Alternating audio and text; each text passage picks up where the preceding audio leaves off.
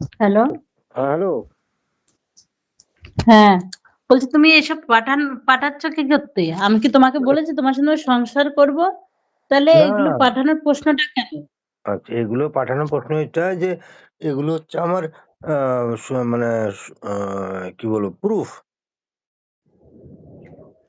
তো প্রুফ দিয়ে এখন এসবের দরকারটা কি? আমি প্রুফ করতে তুমি কি চাইছো?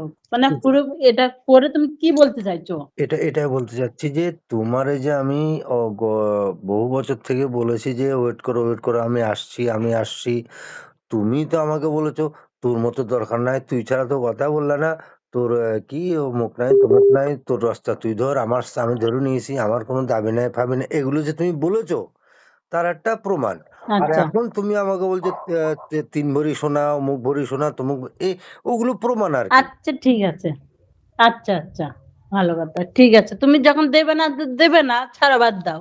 হুম। ঝামেলা করে লাভ নাই। আমি ঝামেলাতে যেতে চাই না। তো তুমি তো বলছো, তুমি তো আমারে বলে "এই কি নোটিশ পাঠাবে?" আমি ঠিকানা ফিকানা নোটিশ পাঠাবো, অমুক পাঠাবো। ভয় দেখাচ্ছ কেন? ওসব ভয় পয় আমি পাই না। তার কারণ তো আমার কাছে সব প্রমাণগুলো তুমি রয়েছে। এখন দাঁড়াও। এখন সবকিছুই লাস্টে আমি একদম দাঁড়া, ডিভোর্স দিতে শর্টকাটে গেলে চলে আসি। না, ডিভোর্স ডিভোর্স দিতে গেলে তো তোমার সই তো লাগবে। ডিভোর্স দিতে গেলে তো সই লাগবেই। হ্যাঁ, লাগবে। আমি বললাম তো লাগবে। হ্যাঁ, তো তোর লাগলে তো তার জন্য তো নোটিশ তো যাবে। নোটিশ না গেলে তুমি কাগজটা না তুললে তুমি সইটা দেবে কি করে? না, না, নোটিশ যাবে ঠিক আছে। নোটিশ যাবে তুমি যদি আমার এখন প্রশ্ন এটাই, রিকোয়েস্ট এটাই, রিকোয়েস্ট না আমি অনুরোধও করব না, রিকোয়েস্ট করব না। যা তোমারে বলছি। দেখো, আ আজ থেকে ১২-১৪ বছর হয়ে গেছে। হ্যাঁ? তুমিও তো আমারে ছেড়ে চলে গেছো। আমি তোমার রাস্তা তুমি ধরে বলেছো আমাকে ১৪ বছর আগে বলে দিয়েছো। সব প্রমাণগুলো আমি পাঠিয়েছি। তুমি কি বলেছো না বলেছো। আচ্ছা তবুও আমি হুম, সেই ভালো করেছো। শোনো সেই রাস্তায় আমি যাচ্ছি না। সেই প্রসঙ্গে যাচ্ছি না। হুম। আচ্ছা এবার যেহেতু তুমি আমাকে ১৪-১৫ বছর আগেই আমাকে তুমি বলে দিয়েছো তোর রাস্তা তুই দেখ, আমার রাস্তা আমি ধরে নিয়েছি অমুক তমুক, দাবি করি না, হাবি করি না ইত্যাদি, ইত্যাদি। তোর তোর জমি জায়গাতে পেচ্ছাপ করি, তোর টাকাতে এই বিভিন্ন রকম। আমি আর সেগুলো বাবা বলছি না। আমি অত প্রশ্ন আচ্ছা যাক। চাই না, অত চাই না। এখন তুমি হ্যাঁ, ও তো এই কথাতে আসছি আরকি। তোমাকে মনে না করা দিলে তার অসুবিধা। এখন নোটিশ তো ডিভোর্স করতে হলে নোটিশ তো যাবে। না নোটিশে ডিভোর্স আমি করতে গেলে হ্যাঁ, তো নোটিশ তো হ্যাঁ, এখন ব্যাপার হচ্ছে আমি তোমারে এইজন্যই ফোন করেছি তোমার মেসেজে লিখেছি। আরো লিখবো আমি ২-১ টা কথা লিখবো। তা আর লিখতে হবে না। আমি তোমার কাছে আশা করি না লিখার। আমার আচ্ছা যাক, বিরক্ত লাগে এসব লেখা দেখলে। আচ্ছা যাক আর তোমার তো এসব হাবিজাবি আমাকে পাঠাবে না। তোমার শেষ কথা ঠিক আছে। তুমি যখন দেবে না, দিতে হবে না। নোটিশ যাবে, নোটিশটা তুলবে, ব্যাস সই করে দেবে, ঝামেলা মিটে গেছে ব্যাস। হ্যাঁ, এখন এখন আমি এটাই আর হাবিজাবির কোনো প্রশ্ন ওঠে না এখানে। হাবিজাবির প্রশ্ন অবশ্যই ওঠে। অবশ্যই না এগুলো না উঠলে আমি তো ভাগ্য ভালো আমি এগুলো সব ইউটিউবে রেখে দিয়েছি। নাহলে তো আমার সমস্যা খারাপ হয়ে ভালো যেত। করেছো। ইউটিউবে রেখে দাও তোমার কাজে লাগবে। তো অবশ্যই, ইউটিউবে রেখে দাও। ওটারে বাদই রেখে দাও। অবশ্যই রাখবো আমি। আচ্ছা দেখ এখন প্রশ্ন হচ্ছে যেটা এখন হুম। এখন লাস্ট কথা বলছি আমি এটাই বলতে চাচ্ছি দেখো, তোমার রাস্তা তুমি ধরে বলেছো। আমি তোমার ওখানে কোনো ডিস্টার্ব করছি না। তোমার ওখানেও কোনো সমস্যা করছি না। আমার তো সমস্যা করার প্রয়োজনও নাই। আশা করি যে আমার রাস্তা আমি যখন ধরেছি তাহলে তোমারও কোনো এখানে প্রশ্ন আসে না। আরে না আসে না। আমি তো ১২ বছর পর বিয়ে করেছি। তুমি হ্যাঁ, তো ধুর ১২ বাবা ১২ বছর ওসব বাদ দাও। তুমি এখন আমারে শেষ কথা আমি বলছি, নোটিশ যাবে, তুলে নেবা, সই দিয়ে দেবা, ব্যাস ঝামেলা মিটে গেল। আমি ১২ কিন্তু বছর, ১৮ বছর ওইসব বাদ দাও। আমি কিন্তু কোনো পয়সা ওইসব ময়সা আগুন পুরানো বাগুন আমি প্রশংসা কিন্তু গিয়ে লাভ দিতে নেই। পারবো না। ঠিক আছে, তোমার পয়সা দিতে হবে না। তোমার পয়সা হ্যাঁ, তোমার কাছেই রাখো। আমার পয়সা আমি কোনো রকম তোমার পয়সা ফয়সা দিতে পারবো না। তোমার তার কারণ পয়সা আমি দিতে হবে না। তোমার পয়সা তোমার কাছেই রাখো। তার কারণ আমি তোমার ডিভোর্স দিইনি। তুমি আমাকে ছেড়ে চলে গেছো বাবুরে। আমি কোনো পয়সা ফয়সা দিতে পারবো না। ঠিক আছে, তোমার পয়সা তোমার কাছে রাখো, বাদ দাও, ছাড়ো।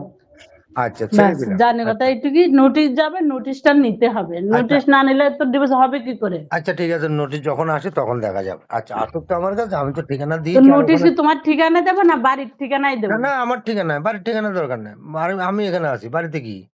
আচ্ছা আর ওখানে ঠিক একটু আছে। একটু আমার অ্যাড্রেস একটুখানি ভুল হয়েছে।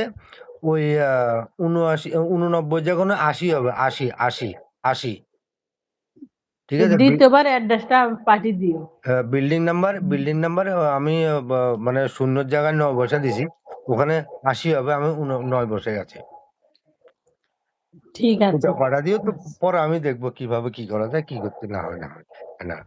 আচ্ছা, এবার আসি কথা শুভজিতের কথা। শুভজিতের কি খবর?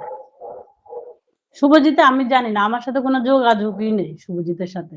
আচ্ছা, শুভজিতের কাছে আমি এত টাকা পাঠাইছি, ওর মনে হয় এ জীবনেও ইনকাম করে শেষ করতে পারবে না।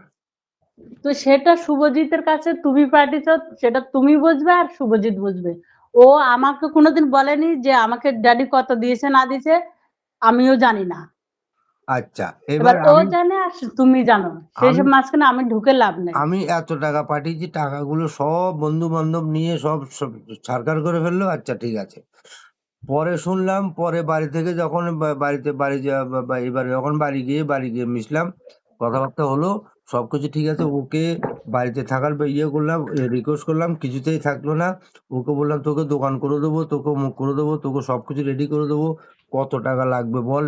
কিছুতেই শুনলো না। চলে গেল কোথায়, কলকাতা কোন মাইয়াটার সাথে কি সাতা মাতা কি, আমি এসব বুঝিও না, আমি এসব জানিও না। ওরা নাকি আমাদের বাড়িতে গেছিল, আমি শুনে আমি বাড়ি থেকে বেরিয়ে গেছি, আমি ওদের সাথে দেখাও করিনি। আচ্ছা, দেখ সেসব কথা। এবার বাড়ি থেকে যখন এসছি এখানে, পরে আমার কাছে খবর আসছে যে কোন ব্যাংকের থেকে নাকি কোন লক্ষ লক্ষ টাকা লোন নিয়ে বসে আছে। সেটা আমিও জানি না, আমার সাথে তো আজকে 1-2 বছর ধরে কোনো সম্পর্কই নাই। ও নিজে থেকেই বলেছে তোমার সাথে আমার কোনো সম্পর্ক নেই। ওই মেয়ের সাথে যখন প্রেম করে আমি বাধা দিয়েছি, তখন ও নিজে মুখে আমাকে বলেছে তোমার সাথে আমার কোনো সম্পর্ক নেই। যেখানে আমার ড্যাডির আপত্তি নেই, যেখানে আমার ড্যাডি বলছে করতে, সেখানে তুমি কে বলা? হ্যাঁ ঠিক না, আছে, বলে তো এবার আমাকে এবার আমার ড্যাডি খাওয়াচ্ছে। ওই মেয়েকে মেয়ের মাকে আমি ফোন করে বকাবকিও করেছি, খুব বকাবকি করেছি। বকাবকি করার পরে ওরা শুনলো না। আমি তারপর থেকে আজকে পরে বহু বছর থেকে ওদের সাথে কোনো কন্ট্যাক্ট নাই। ওরা আমাদের বাড়িতে গেছিল, আমি শুনেছি, আমি বাড়িতে থাকা অবস্থায় গেছিল। ওরা ওদের বাড়িতে যাবে শুনে আমি বাড়ি থেকে বেরিয়ে গেছি, আমার চান্ডা চলে গেছি, ওদের সাথে আমি দেখাও করিনি। তুমি এবং বাড়িতে আসার আগের থেকে আমার সাথে ওর কোনো সম্পর্ক নেই।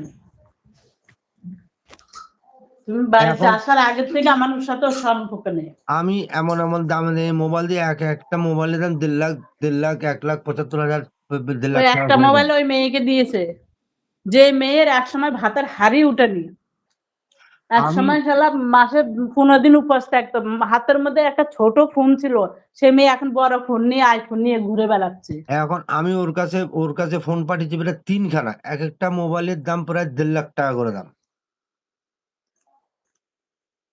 ও আমাকে কোনোদিন এসব ব্যাপারে বলেনি যে কটা ফোন পাঠিয়েছে না পাঠিয়েছে। একবার এবার শুনেছিলাম এবার বললো এবার যখন বাড়ি গেছে, 2খানা।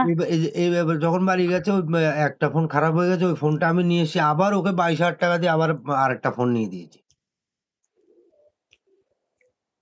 মোবাইল। সেটা আমি জানি না, ওইসব ব্যাপারে আমি জানিও না, এখন বলতে আসে পারবো না। আমার কোথায়, সাথে তো আজকে আছে কোথায়, আছে কোথায় কোথায় আছে আমিও আমি জানি না। নিজেও জানি না। আমি নিজেও জানি না। আমি যেই ঘরে ছিলাম আমার ওই বিল্ডিং এর মধ্যে ছিল 3 তলার উপর, আমি নিচের তলায় ছিলাম।